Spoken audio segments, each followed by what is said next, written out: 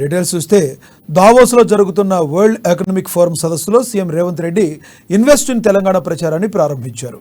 ఈ సదస్సుకు రేవంత్ రెడ్డితో పాటు మంత్రి శ్రీధర్ బాబు హాజరయ్యారు. స్విట్జర్లాండ్లోని దావోస్ వరల్డ్ ఎకనామిక్ ఫోరం 54వ వార్షిక సదస్సు 3 రోజుల పాటు జరగనుంది. ఈ నేపథ్యంలో దావోస్లో రేవంత్ రెడ్డి బిజీగా గడుపుతున్నారు. ప్రముఖ కంపెనీల ప్రతినిధులతో చర్చలు జరుపుతున్నారు. Medtronic CEO Geoff Martha, Apollo hospital ప్రీతారెడ్డితో ఆయన సమావేశమయ్యారు.